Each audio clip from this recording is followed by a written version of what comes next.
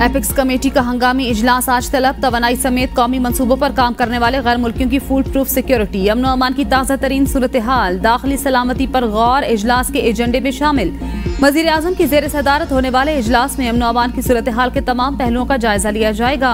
Epics committee इजलास में army chief general Asim Munir, DGISI lieutenant general Nadeem Anjum भी शिरकत करेंगे।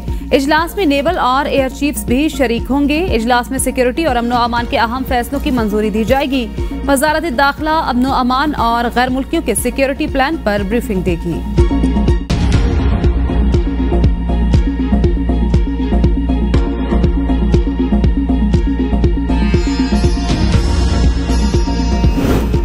वजीर आजम से चीनी वजीर लियू जियानचाओ की सरबराही में वफ्द की मुलाकात में army chief general Asim Munir की भी शिरकत। नायब वजीर आजम इसाक डार और विफाकी वज़रा शरीक हुए। पाकिस्तान में तैनात चीनी सफीर जियांग जेडोंग भी शरीक। वजीर आजम का चीनी वजीर और वफ्द के अरकान का पाकिस्तान में खैर मकदम। चीनी वजीर ने कहा, वजीर आजम शहबाज शरीफ का हालिया दौरा चीन इंतहाई कामयाब रहा। चीन ने अपनी खारजा पॉलिसी में पाकिस्तान को खास मकाम दिया। चीन पाकिस्तान की इक्तसादी तरक्की की हिमायत जारी रखेगा। चीन CPEC के अपग्रेड वर्जन के लिए मुश्तरका तौर पर काम करेगा। हम CPEC के दूसरे मरहले पर अमल दरामद के लिए मुकम्मल तौर पर तैयार हैं। Army chief general Syed Asim Munir से चीनी वफ्द की मुलाकात। इलाकाई अमनो इस्तेहकाम समेत बाहमी दिलचस्पी के अमूर पर तबादला ख्याल। ISPR के मुताबिक मुलाकात के दौरान पाक चीन इक्तसादी राहदारी पर पेशरफ्त का जायजा लिया गया। आर्मी चीफ का चीन के साथ तस्वीराती शराकतदारी के गैर मुतज़लज़ल अज़्म का इआदा।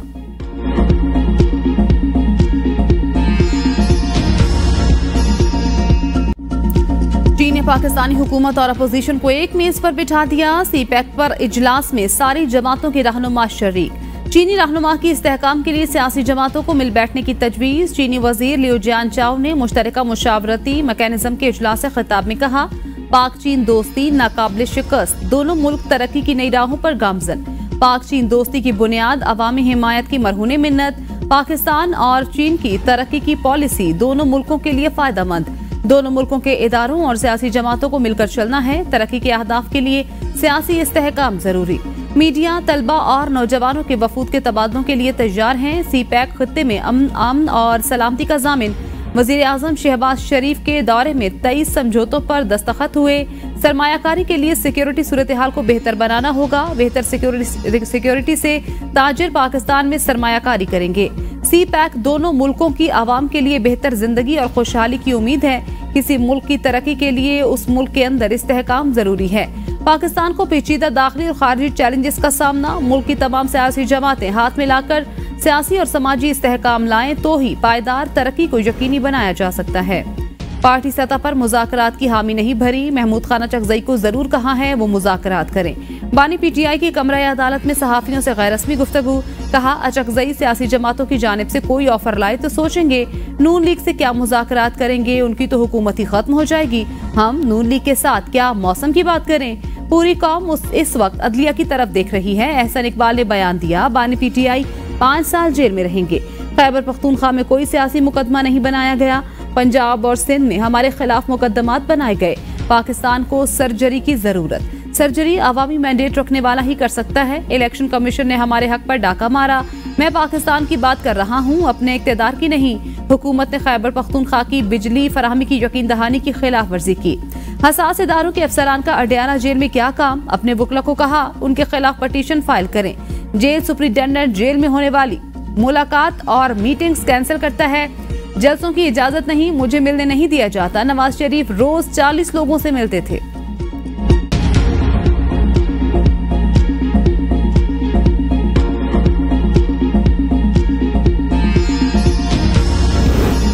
सियासी जमातें अपनी अना के लिए पाकिस्तान को नुकसान पहुंचा रही हैं। बिलावल भुट्टो जरदारी का लियारी में खिताब। कहा, इस्लामाबाद के सियासतदान एक दूसरे से हाथ मिलाने और बात करने को तैयार नहीं।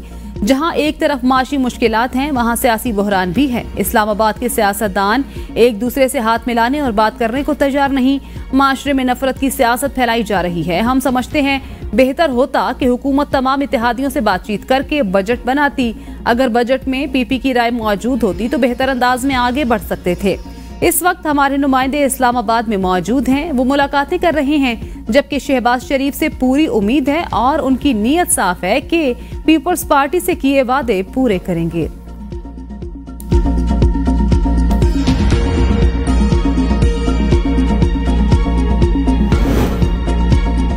बजट पास कराने के लिए हुकूमती कोशिशें जारी। हुकूमत और पीपल्स पार्टी की मुज़ाकराती बैठक। वज़ीर आज़म हाउस में मुज़ाकराती कमेटियों की मुलाकात में power sharing formula. PSDP Punjab खुसूसन जनूबी पंजाब के मामलात ज़ेरे गौर। पंजाब में पावर शेयरिंग पर भी तबादला ख्याल। पंजाब के इंतजामी अमूर ओहदों समेत दीगर मामलात पर गौर। सिंध के तरक्याती काम खुसूसन सैलाब मुतासिरा बहाली इलाकों की तामीर और तरक्की का मामला भी ज़ेरे गौर आया। पीपल्स पार्टी सैलाब मुतासिरा इलाकों में रिहायशी मकानात, अस्पताल और स्कूल्स की तामीर के लिए भी ताउन की ख्वाहिशमंद। पीपल्स पार्टी की कमेटी में चेयरमैन सेनेट यूसुफ रजा गिलानी, साबिक वजीर आजम राजा परवेज अशरफ शामिल थे। हुकूमती कमेटी में स्पीकर कौमी असम्बली अयाज सादिक, राना सनाउल्लाह, ख्वाजा आसिफ शामिल। पेशावर के रहमान बाबा ग्रिड स्टेशन पर मकामी शहरियों ने एक मरतबा फिर हल्ला बोल दिया। मुश्तइल अफराद ने जबरदस्ती ग्रिड स्टेशन में घुसकर बिजली बहाल कर दी। पुलिस की मौजूदगी में मुश्तइल अफराद ग्रिड स्टेशन में दाखिल हुए। तर्जुमान पेस्को के मुताबिक जबरदस्ती फीडर्स चालू कराने से रहमान बाबा ग्रिड स्टेशन अंधेरों में डूब गया। ग्रिड में फॉल्ट आने से 32 फीडर्स को सप्लाई मुनक़ता। मुश्तइल मुजाहिरीन ने पेस्को अमले से तल्ख कलामी की और मोबाइल फोन भी छीन लिए।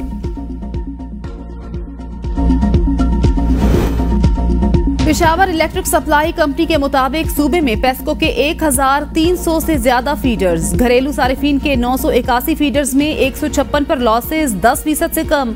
156 फीडर्स पर सिर्फ 2 घंटे लोड शेडिंग। 135 फीडर्स पर लॉसेस 10 से 20% होने के बायस 2 घंटे लोड शेडिंग। 135 फीडर्स पर 20 से 30% तक लॉसेस, 6 घंटे लोड शेडिंग। 96 फीडर्स पर लॉसेस 30 से 40% होने के सबब 7 घंटे लोड शेडिंग। 143 फीडर्स पर 40 से 60% तक लॉसेस के बायस 12 घंटों की लोड शेडिंग। 157 फीडर्स पर लॉसेस 60 से 80%, लोड शेडिंग दौरानिया 16 घंटे। 159 फीडर्स पर लॉसेस 80% से जायद होने के सबब 20 घंटे लोड शेडिंग। लोड शेडिंग के बावजूद बिजली महंगी। घरेलू बिजली सारिफीन पर माहाना 200 ता 1000 रुपए फिक्स चार्जेस आयद। नेपरा ने बिजली के नए टैरिफ मुतारिफ करा दिए। इतलाक 1 जुलाई से होगा। घरेलू सारिफीन के बिजली बिलों में माहाना यूनिट्स के लिहाज से चार्जेस मुकर्रर। कमर्शियल के लिए 300%, सनती सारिफीन के लिए 355% तक इजाफा।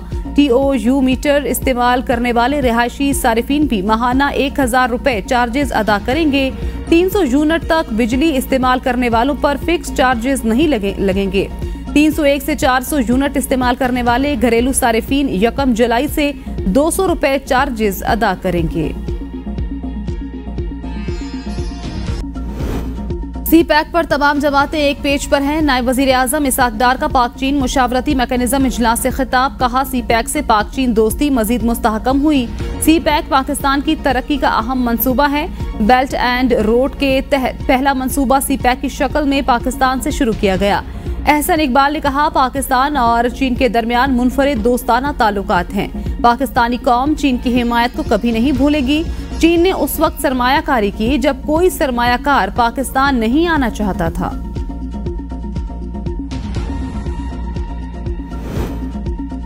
CPEC माशी तरक्की का अहम मंसूबा है। चेयरमैन सेनेट सैयद यूसुफ रजा गिलानी का पाक चीन मुश्तरका मुशावरती इजलास में इज़हार ख्याल। कहा CPEC दोनों मुल्कों के बेहतर मुस्तकबिल और तरक्की का जामिन। मौलाना फजलुर रहमान ने कहा चीन ने मसला कश्मीर पर हमेशा पाकिस्तान की गैर मशरूत हिमायत की। CPEC पर पाकिस्तान में कौमी इत्तेफाक राय है। बैरिस्टर अली जफर ने कहा CPEC पाक चीन दोस्ती का विजन है। पाक चीन दोस्ती की हमारी खारिजा पॉलिसी में सबसे ज्यादा अहमियत है। दहशतगर्दी का खात्मा और सियासी इस्तेहकाम CPEC के लिए जरूरी है। हमारे चेहरों पर मुस्कुराहट सबूत है। CPEC पर तमाम सियासी जमातें मुत्तहिद हैं। खालिद मकबूल सिद्दीकी ने कहा चीनी वफ्द के दौरे पाकिस्तान का खैर मकदम करते हैं। MQM पाकिस्तान CPEC के तहत इकोनॉमिक इंफ्रास्ट्रक्चर की हामी।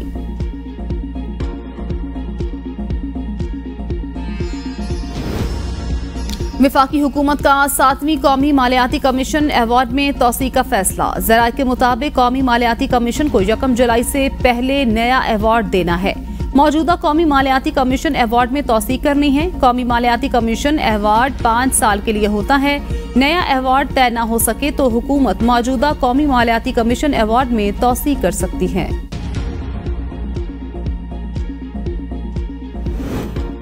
₹25 अरब सरप्लस के साथ 930 अरब रुपए हजम का बलूचिस्तान का बजट पेश। वजीर खजाना बलूचिस्तान शुएब नौशेरवानी ने बजट पेश किया। बलूचिस्तान बजट में कुल आमदन का तखमीना 955 अरब रुपए। विफाकी हुकूमत की तर्ज पर ग्रेड 1 से 16 मुलाजिमीन की तनख्वाहों में 25% इजाफा। ग्रेड 17 से 22 तक के मुलाजिमीन की तनख्वाहों में 22% इजाफा। रिटायर्ड मुलाजिमीन की पेंशन में 15% इजाफे की तजवीज़। रवा अखराजात की मद में 564 अरब रुपए मुख्तस। PSDP का 321 अरब रुपए तखमीना। स्कूल की तालीम के लिए कुल बजट का 12% 118 अरब रुपए मुख्तस। तालीम के 126 अरब, सेहत के लिए 57 अरब 12 करोड़ रुपए मुख्तस। सेहत कार्ड के लिए बजट में 5.5 अरब रुपए मुख्तस। पेंशन और दीगर मराद के लिए 13 अरब रुपए मुख्तस। बजट को किसी सूरत कोई रोक नहीं सकता। बजट डंके की चोट पर पास होगा। सेनेटर फैसल वावडा की ABN न्यूज से गुफ्तगू। कहा, डंके की चोट पर ठोक बजाकर निचकारी भी होगी। बजट में तरमीम की गुंजाइश है। हम सब टैक्सेस का अपना अपना बोझ उठाने को तैयार हैं। बजट में कहीं कुछ कोताहियां और नालायकी भी है। अपोजिशन लीडर उमर अयूब का पंजाब में दफा 144 के निफाज पर एहतजाज। कहा, इस वक्त पंजाब में दफा 144 लगाई गई जब PTI और इत्तेहादियों ने एहतजाज की कॉल दी। फॉर्म 47 की चीफ मिनिस्टर पंजाब का टाउट IG नॉन प्रोफेशनल शख्स है।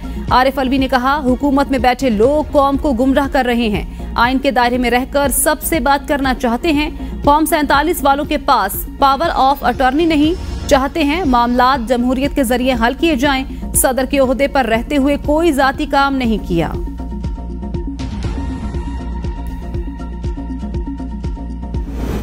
सेनेट में नून लीग के पार्लिमानी लीडर इरफान सिद्दीकी का साबिक गवर्नर सिंध मोहम्मद जुबैर के इंकशाफात पर रद्द-ए-अमल। कहा, 2017 के बाद से आज तक जनरल रिटायर्ड कमर जावेद बाजवा से नवाज शरीफ की कोई मुलाकात नहीं हुई। ट्वीट में इरफान सिद्दीकी ने लिखा, मेरी मुसद्दिका मालूमात के मुताबिक पैनामा केस में अदालती फैसले के बाद से आज तक जनरल बाजवा से नवाज शरीफ की कोई मुलाकात नहीं हुई।